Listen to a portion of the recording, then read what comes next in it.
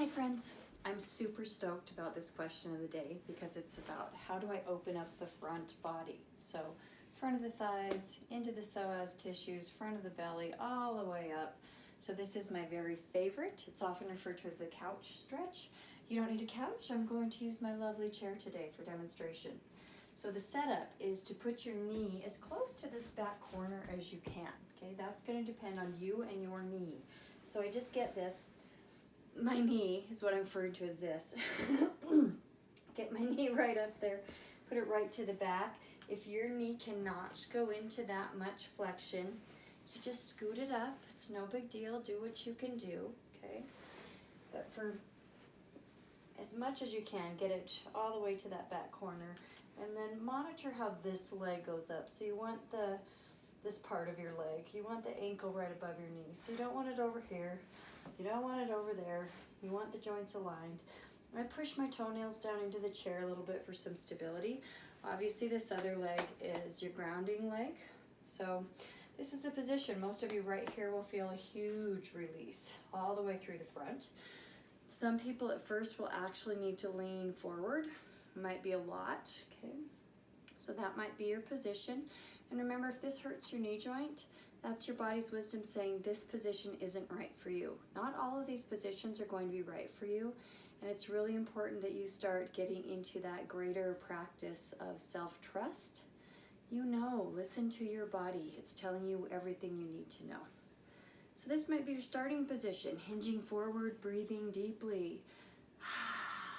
Okay, you might even have something in front of you to hold on to here. You could put a chair here, bar stool, foam roller. Okay. If you're okay with this position, then your progression is to start moving the crown of your head over your tailbone. So there's a lot more interesting things going on there. You might need to readjust the front leg. I'm looking for a scissoring of my body, so my pelvis really wants to avoid this, so it's kind of shifting off this way. So I'm going to rotate my pelvis forward. With the front leg, I think about the outer knee kind of zipping up towards the outer hip. So I'm dragging this femur back down in towards the sacrum. My ribs love to flare. It's another way that my brain has developed a pattern of avoidance. So if you have that pattern too, where you flare your ribs a lot, it just means that you say yes a lot, very likely. Hold on to some boundaries for yourself. So take your front ribs, kind of hug them together and move them back. So there's a lot. So we're starting to move our rib cage over the bowl of our pelvis. The chest might want to go into hiding. So something like this might want to happen. So if that's the case, open your chest, open your heart. Okay, if you do that too much, you're going to go back into the rib flare again. So ribs back, chin back. So create the double chin, and then all the intrinsic tissues deep inside the neck. So all the ones that are deep. Think about the head just starting to move out of the shoulder yoke itself, just like a turtle growing, growing, growing.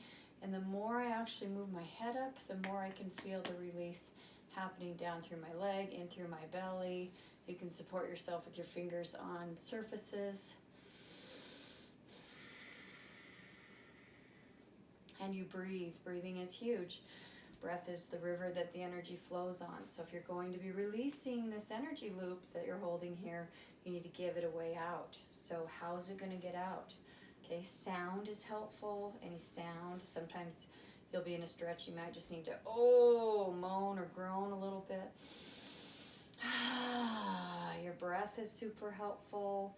Remember the wellness hack, hand to the heart, audible sigh, like not just now or in your yoga practice, but in your life. Explain to your family and friends why you're doing it so they don't think that you're just frustrated with them, but that sigh is huge. Yeah, because I'm actually in a safe place, but if intensity starts to creep up, you might be doing something and actually kicking in your sympathetic nervous system. So you have to be watching yourself, soften your eyes, soften your face, pay attention to your breath. Take a deep breath if you need to. Take care of yourself. And of course, you'd go to your second side, okay? So the couch stretch, it's a good one. I'll be back in the next series for my favorite, really active psoas release. I love you. Have a great day.